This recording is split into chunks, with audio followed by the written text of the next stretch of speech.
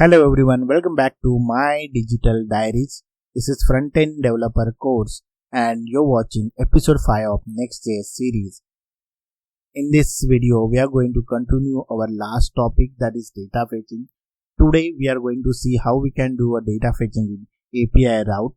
Watch the video till the end. If you like the video, please make sure to click on a like button to share this video with your friends and colleagues. Until now, if you have not subscribed to the channel, please do consider subscribing to the channel. So let's start with today's topic, data fetching in API route. Now let's see how fetch works in modern app routing. We'll start with a default behavior, fetch in server components. So here I have created a file page.tsx inside a block folder. So this will automatically become the root like /block. Now let's understand the existing code which I have written here, how the data is fetched in this server at a server level using fetch. So you can see the component is written like this: export default async function post page. Notice it is an async function. In the app route, components are server components by default. That's why we can directly use await inside the component. No special methods are needed here. Now for fetching the data in the component, we are calling fetch method. Focus on this part, cache no store. This tell Next.js always fetch fresh data, do not cache the response. So every request will trigger a fresh API handling. Then we have done a proper error handling here, and then we converted the response into a post. So in post we have defined ID and title. So now post is an array of objects with those two fields. If we come to the return part here, inside the return statement we are displaying a heading, this one, and then we are rendering a list of posts, and if you observe we are taking only 10 posts. So we are limiting the display to only the first 10 posts. Then we are using a map function here. We render post ID and post title. That's it. Very clean and simple code. Now I will run the dev server by using the command npm run dev, and we will see whether how it works or not.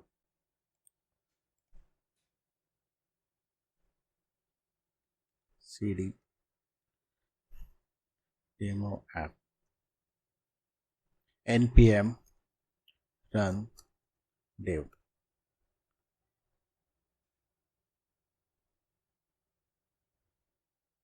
Okay, it's already in use. So okay, let's open the browser here.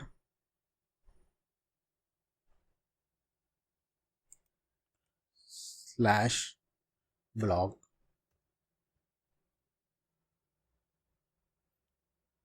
See, here we have displayed the 10 post.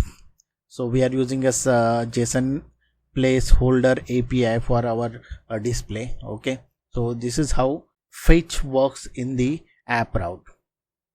Now if you refresh the page, each time you refresh, the page re-renders, data is fetched again, fresh content is shown because we have used cache no store. So if you go in code, we have used cache no store, so it will not cache the response and it will always call the API. So this is the default way of fetching data in a app router.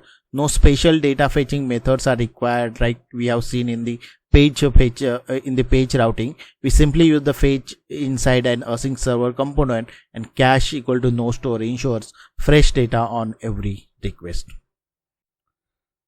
Now let's see how SSG works in app router using generateStaticParams.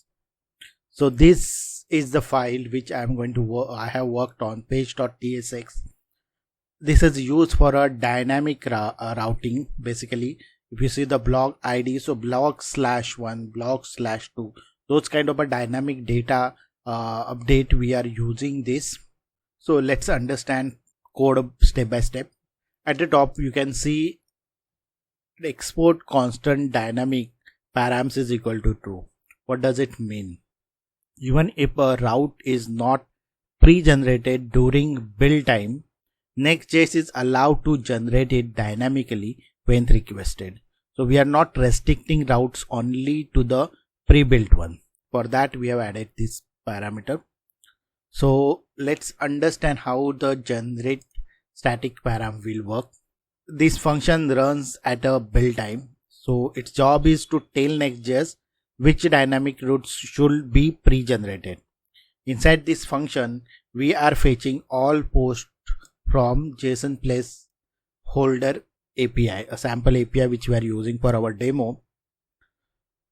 And if you see here, cache, force cache. So this ensures that it is cached and used during build. Then we convert this JSON to a post response here. After that, we take only 10 posts using post.slice and map them to ID. So if you see here, ID. Okay.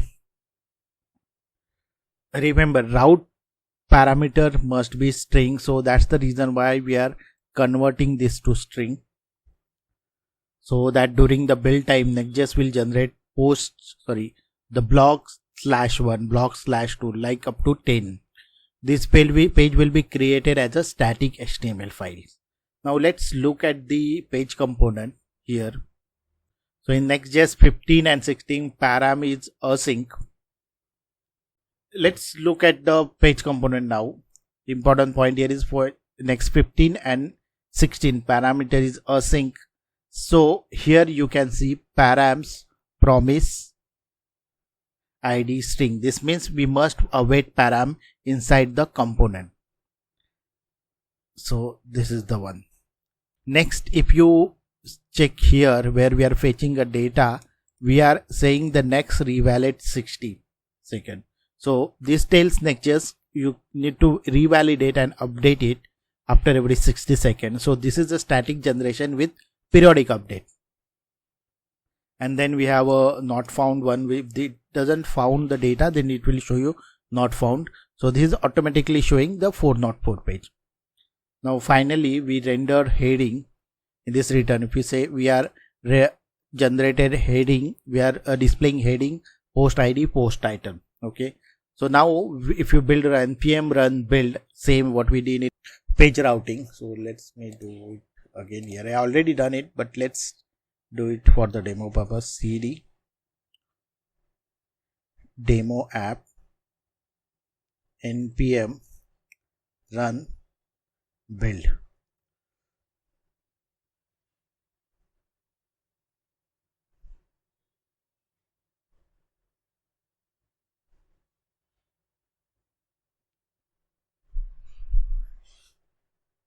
Okay, now if you go here, next server app blog, you can see the HTML is already created.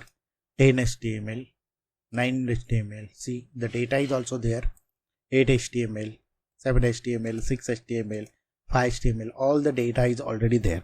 Now let's see how we implement ISR using fetch in the app router. So here is a file in the API post page.tsx. Okay. So this will become /post. So let's understand the code here. You can see here, this is an async function, export default async function post. Since we are inside the app router, this is a server component by default, so we can directly use await fetch. Now focus on the fetch call here.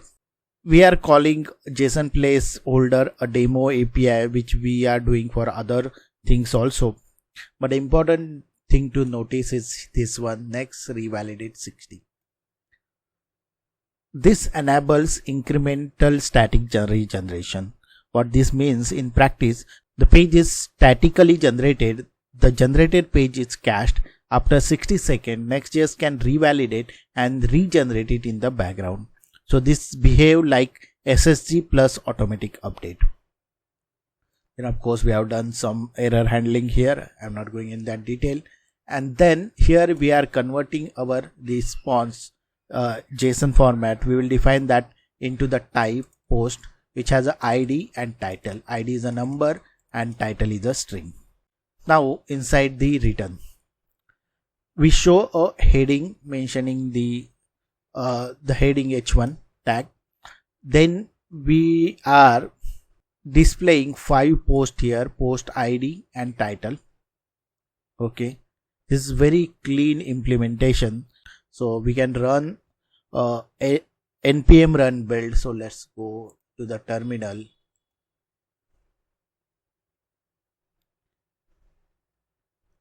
Cd demo app npm run build.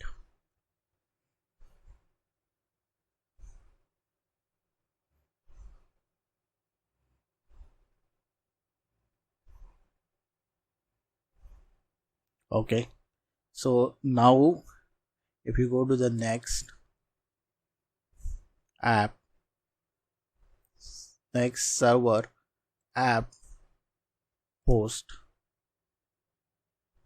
sorry, you'll have your post.html, this one. So it will have the values, page routing, ISR. Okay, now let's run the dev server. I think it's already running, so I will just refresh the page here block. So let's say posts. See, the data has come. Okay, after 60 seconds what will happen is the next request will trigger a revalidation. Next.js will regenerate the page in the background. The updated version will be cached again, and if the API data change, the updated content will appear after revalidation. One important thing to note here, that in development mode revalidation behaves differently because caching is less aggressive.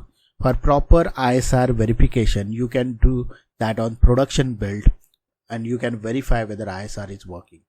But this is how you can use the revalidation of a ISR.